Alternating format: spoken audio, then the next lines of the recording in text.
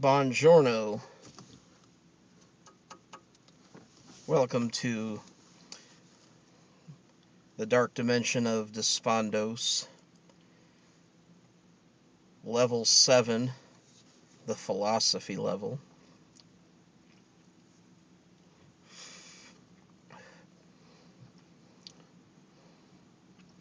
I was thumbing through some questions on answers.com yesterday. I was looking up just something random that I knew the answer to, but I wanted to see what other people had to say.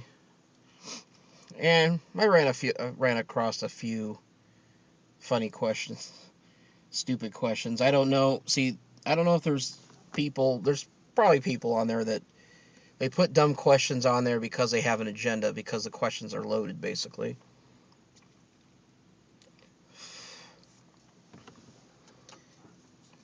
Or it's people on there getting on there and they just post stupid questions to see if somebody answers them.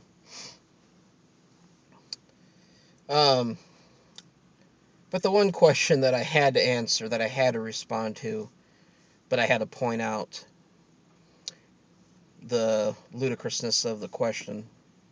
The question was, who decided we can eat meat? Okay.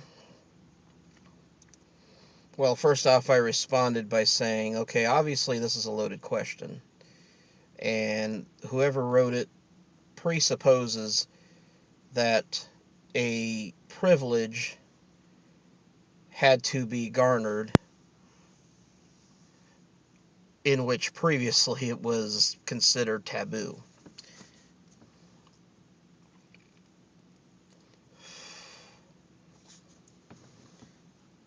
And I said, well, but I'm going to answer the question as is. So here goes. Happenstance. Happenstance decided that we could eat meat.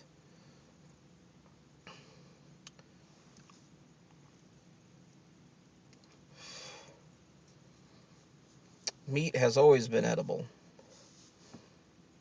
It just so happens that our very ancient ancestors discovered that we could eat meat and that it would provide us with sustenance.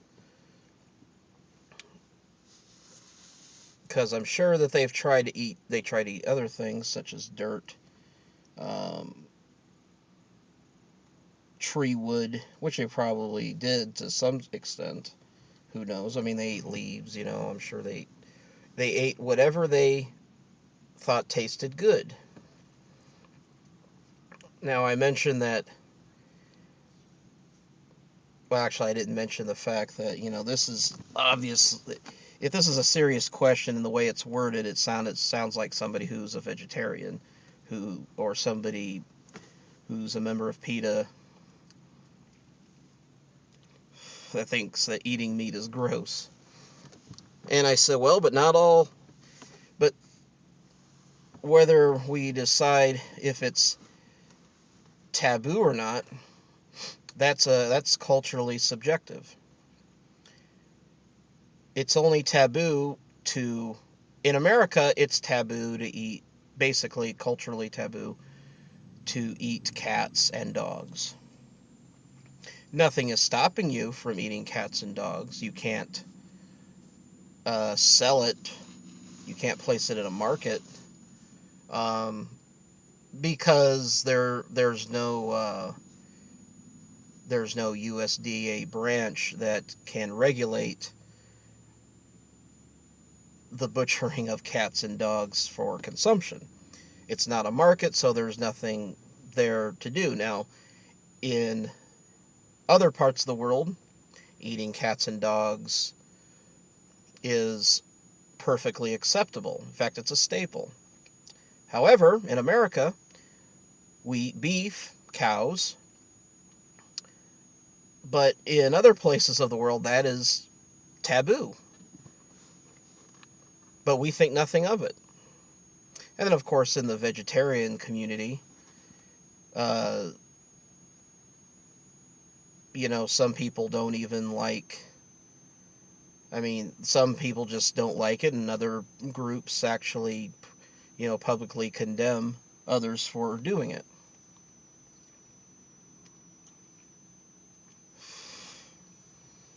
Um, Another question that was on there.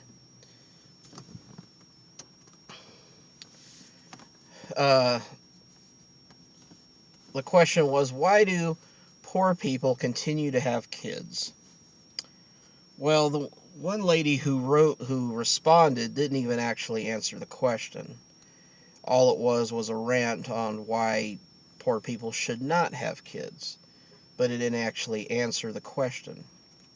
And you actually have an option in there where you can actually delete the entire response. And I was going to, but I figured, now I'll just add to it, so it'll be like part of the response. But she didn't actually answer the question, so I answered it for her. And the reason is because, as a general rule, people in poverty, um, at least in our American culture, in our American culture, current American culture, because people back in the day actually had lots of kids for practical reasons. They would, for farmhands.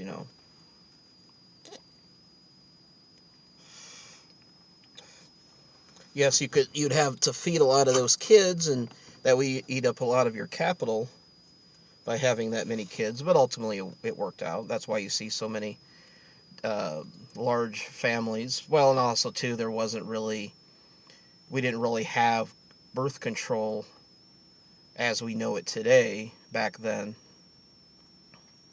Um, but and you're mainly talking about within this century, because like generations like my grandmother, we got to a point where kids would be able to survive. They Back in the day, they would have lots of kids because a lot of them would die.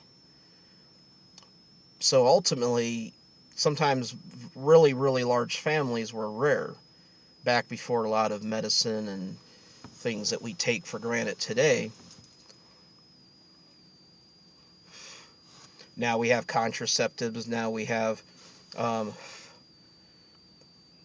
we have operations that both men and women can get to stop from having kids while still having while still being able to have unprotected sex. Because I mean, let's face it. I mean, using a condom sucks. I mean, it really does for a guy. I mean, it really. I mean, when I had sex for the first time and I used a condom, it lived up to exactly what people said it did. Why it sucked. It really does feel like taking a shower with a raincoat on. However, I had heard of different techniques in which you can make it to where it doesn't feel that way, but yeah, nothing's like the real thing. Um,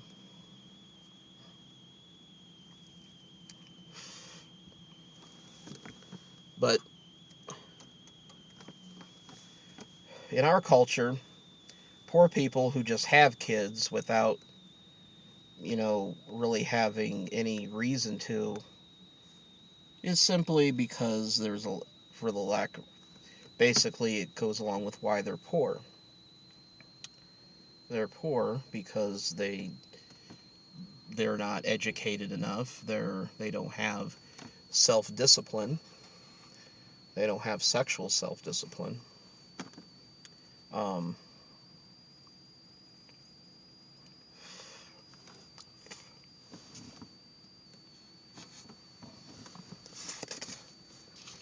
Um, there's no, and because if people start to garner education and self-discipline in people who are in poverty, that usually starts to move towards where they start to move out of poverty, because then they start to establish habits and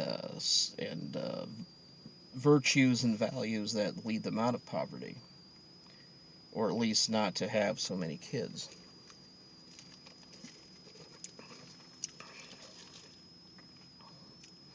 Um, and a lot of times they're just that general. lack of common sense, even if they have some of it, will get them fired from their job. I mean, there was somebody that lives in my building who has tons of kids and always making noise, and they're always screaming and crying, and she didn't use her common sense. This one guy, I don't know, and the guy ended up, somehow she didn't take enough precaution, and the guy stole a whole bunch of money from where she worked, what she was responsible for. So she got fired. Stupid, you know. Um, so basically, poverty, why people are poor, is also why they have the things going on in their life that they do. You know, poor eating habits. They just basically kind of go with their feelings. They don't exercise any, personal self-control. It's like, oh, I'm just gonna eat tons of Oreos and tons of candy, and I don't care. Feels good now. Who cares about later? Um, and based in sex, is free. If you can just grab whatever gal is on the couch, it's like, oh, I don't have enough money for a condom. Condoms suck, and not even gonna use the rhythm method. Well, what's the rhythm method? And that's why they have so many, have tons of kids by many different fathers, and it's just a mess. Um,